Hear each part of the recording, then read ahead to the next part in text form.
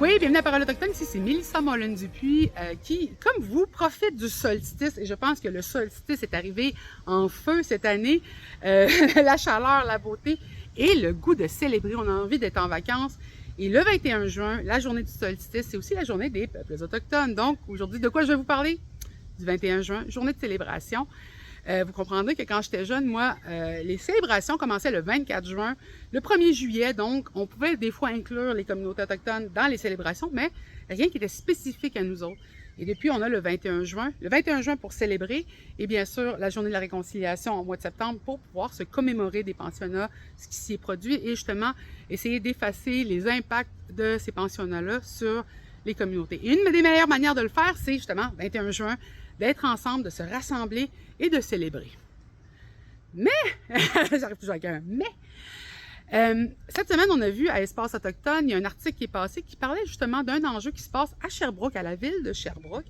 C'est un organisme qui s'appelle Alliance autochtone du Québec. C'est un regroupement de personnes qui s'auto-identifient comme autochtones, qui offre justement des services d'une OSBL et qui va avoir des membres qui vont distribuer des cartes. Donc, pendant des années, il y a eu vraiment une problématique entre les communautés autochtones qui sont, par exemple, des réserves, des communautés, et justement le regroupement qui s'appelle Alliance autochtone du Québec. Pourquoi j'en parle? C'est qu'il y a une partie de ce regroupement-là qui a des activités à Sherbrooke, c'est le 081 Kootenay. Et le 081 est très important parce que chaque communauté qui sont une réserve sous la loi sur les Indiens a un chiffre. Donc, moi en particulier, je viens de Mingan, donc je suis 082. C'est le numéro de ma communauté. Je pense que c'est comme le 450, le 418, on l'identifie justement à une région. Et moi, 82, ben eux, c'est 81 Kootenay.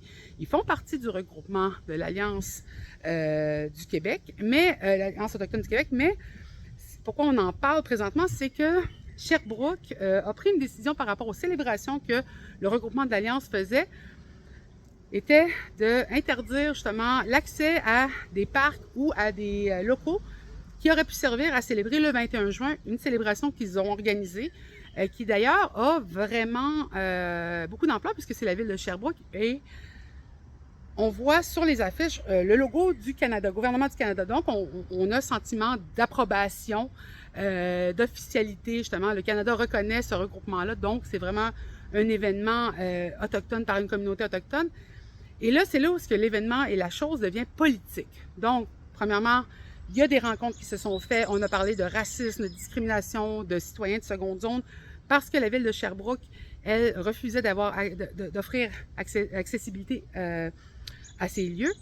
Et moi, je parle aussi d'une confusion politique parce que les gens ne connaissent pas encore qui est une communauté, qui est reconnu comme une communauté. Même au sein des gouvernements, par le passé, il y avait une confusion de qui était autochtone, qui ne l'est pas. Mais la communauté d'Odanak a clairement cité la problématique justement de ce rassemblement-là, puisque même un rassemblement qui a lieu, et il y a un débat qui existe entre justement le groupe 81 Kootenay et l'Alliance autochtone du Québec. Et là, même aussi, la PNQL a souvent souligné le problème qui arrive avec le regroupement. C'est un organisme, c'est un regroupement. Et après ça, les droits qu'ils défendent en sont les mêmes que n'importe quel organisme qui aurait lieu au Québec. Cependant, la confusion permet d'amener une certaine notoriété, une certaine validité qui viendrait du gouvernement justement en ayant le logo sur l'événement. Et là, aujourd'hui, c'est le débat de est-ce que ça veut dire qu'on ne peut pas célébrer, c'est que vous nous empêchez de célébrer notre culture? Mais la problématique, c'est pas la célébration des cultures autochtones parce qu'on le voit par exemple à Joliette avec le Centre d'amitié autochtone, la ville de Joliette.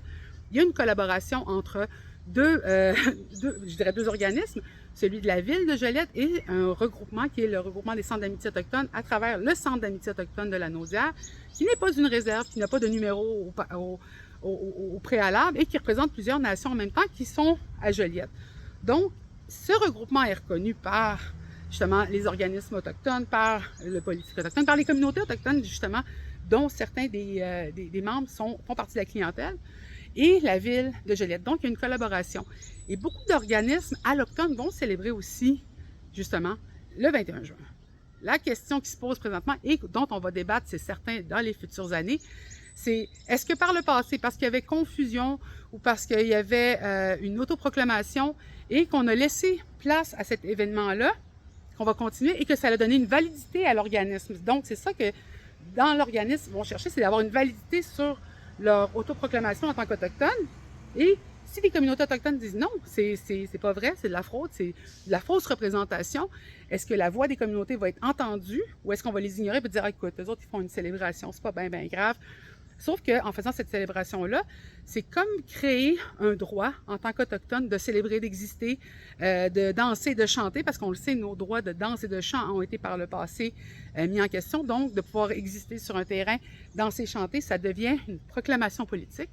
Donc, est-ce qu'on utilise justement le 21 juin comme une espèce de porte-entrée sur le côté pour justifier justement des débats qui ont lieu depuis plusieurs années. Donc, c'est ça qui a été d'ailleurs utilisé comme argument, c'est « oui, mais la Ville de Sherbrooke nous reconnaît comme faisant partie des organismes qui peuvent justement utiliser les services. » Et donc, c'est ça, c'est « ah, ils nous reconnaissent, donc on est autochtone », ça devient une discussion politique. Et là, si justement cette discussion-là a lieu, qu'on utilise justement du racisme internalisé, de la discrimination qui vient des communautés pour pouvoir bloquer la conversation parce que Odanak a des raisons de se déclarer sur ce cas-là. Des gens dans les communautés urbaines, justement dans le coin de Sherbrooke, ont des raisons de se proclamer. Et même au niveau provincial et fédéral, des communautés autochtones vont dire qu'il y a une problématique ici. Donc, il faut voir que c'est pas une question de célébrer les communautés autochtones ou de ne pas pouvoir les célébrer parce qu'on invite tout le monde à les célébrer. D'ailleurs, c'est une merveilleuse journée pour avoir Québécois, Canadiens, Autochtones, tous ceux qui sont même de passage sur le territoire, de venir avec nous, de voir notre culture et d'en profiter. Cependant, quand des enjeux deviennent, tu célèbres, mais c'est pour pouvoir dire ensuite que tu es autochtone, là, je pense qu'il y a des questionnements qui ont le droit d'exister et une conversation qui va avoir besoin d'être développée autour de cet enjeu-là. Donc, 21 juin, très excitant, très intéressant, mais surtout, ce qui est le fun, plus que ces débats-là, parce que ça, on va les avoir encore pour très longtemps, c'est la quantité de personnes qui se pointent à l'événement et qui célèbrent avec. Donc, un gros tchinichko maintenant à tous ceux qui viennent, qui célèbrent et qui viennent voir ce qu'on a essayé de conserver pendant, justement, des décennies.